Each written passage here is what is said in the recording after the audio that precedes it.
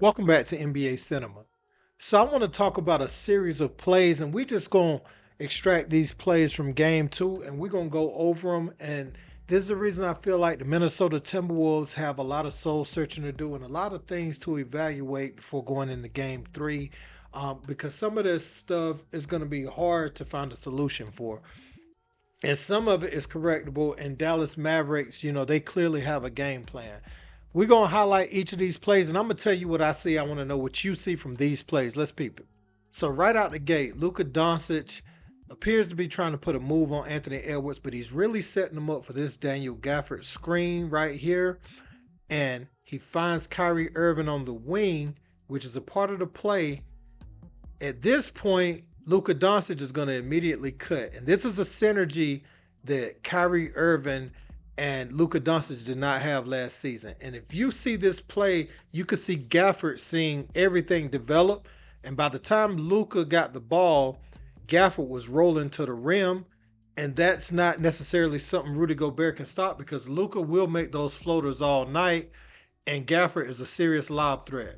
So on this play for the Wolves, what I noticed out the gate was nobody was leaving home when Mike Conley came off with the curl. So essentially they were saying, Mike Conley, you beat us. We're going to stay at home on everyone else, and we're going to make you score 30, 40 points if you can. Look at how the bodies react when Mike Conley turns the corner and attacks the open lane. So on this next play, this is why communication on defense is essential. Rudy Gobert is behind Anthony Edwards. He has to call out all of the screens and which way they're coming from. Anthony Edwards has to try to fight over this screen because as he goes under and tries to meet Luka, now you have Rudy Gobert who couldn't show completely because of how far he is away from the rim, and he would have no chance to recover on a Daniel Gafford lob. Also, you have Anthony Edwards who let Luka Doncic walk into his shot, and you cannot do that. Again, you have the same lob threat present in this play, but you have Naz Reid on the island guarding Kyrie Irving. So Kyrie Irving, one of the best ball handlers we've ever seen in the National Basketball Association, puts the moves on Naz Reid, gets him to bite on the fake, and Rudy Gobert appears to come up as if he's going to contest the shot. But him being the good defender he is, he knows Lively is on the backside.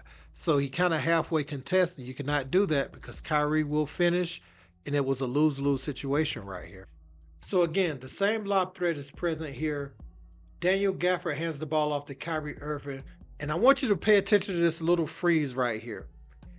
It makes Rudy Gobert go more upright, not knowing if Kyrie Irving's going to shoot the shot. That little bit of freeze allowed him not to be glued to Gafford so much and freed up Gafford for the eventual lob. On this play, you got Kyrie Irving surveying the floor, and you see the illusion of the double screen where Derrick Jones Jr. actually sets the screen and Gafford shows and slips. Well, Rudy Gobert comes out a bit too far. Kyrie Irving turns the corner on him. And from that point forward, there's several options. Derrick Jones Jr. on the wing, Luka Doncic over in the corner for three, or just a simple Daniel Gafford dunk by the rim, which they got the easiest shot on the floor. So again, you find Naz Reid on Kyrie Irving on the perimeter, and this is down the stretch. So he breaks him down, gets into the paint. Now Rudy Gobert has to show up. It's crunch time. We cannot let Kyrie Irving get shots off. Problem with that is, yes, you would like to let another player make a play. Only thing is Derek Lively and Daniel Gafford are lob threats, so they're going to make their shots. Okay, so this is the same double screen play that we saw with Kyrie Irving up top. This time Luka Doncic has the ball. First screen is set, Lively slips, same way Gafford slipped. This time, Gobert kind of stays glued to him, but he didn't show like he showed on Kyrie too high last time. And so Luka turns the corner. Again, this is down the stretch, so what do, right? So he tries to stick with Lively, then show up late. Only problem is Luka is too cerebral for that. Finds Lively again for the jam, man. Now, that's just a few plays. I took out a lot of plays, but I wanted to highlight some of the things that they were getting on offense. And when you look at the double screen action up top and some of the players on the floor, at times that's PJ Washington flaring out to the wing. And, you have Luka Doncic on the court. Now, PJ was missing some shots early, and they were kind of living with that. But what do you do? How do you stop those two from turning the corner? I think you're going to have to be more physical with Luka up top. You're going to risk getting in foul trouble. But I think at this point, not being physical enough has proven to be a recipe for being swept. They're being physical with Cat. I took some of those plays out, but there was a play where PJ Washington just made Cat shoot an air ball on the baseline, and he was not comfortable with his level of physicality. I think at this point you do have to fight over screens. You have to be physical. I mean, if you're someone like Jaden McDaniels, when you switch out top, you may have to reach to make him, turn his back to you out far away from the rim. Don't reach like you're trying to get a foul, but just reach to make him protect the ball. Just to reestablish, they're walking into a lot of things. And you can't wait till they get to the screens because both players are very comfortable playing out of screens. And now what's even more scary than that is they're more comfortable playing off of each other. And that's the element they didn't have last year. So you're going to have to embrace physicality. You're going to have to make them uncomfortable. They cannot walk into anything. Luka Doncic cannot walk into anything. Kyrie Irving's a little bit more tricky as far as his bag. But again, you're going to have to be physical with him too on his catches. That's one thing, right? Whoever has the ball, there's going to have to be some denial played and making it tough. Don't let Luka Doncic just dribble the ball up the court. Make him exert energy. Who's the person that's going to put that pressure on him in the backcourt? I wouldn't necessarily pressure Kyrie too much in the backcourt, but when Luka brings it up, make him use, okay, we talk about Luka's conditioning, right? Make him exert that energy.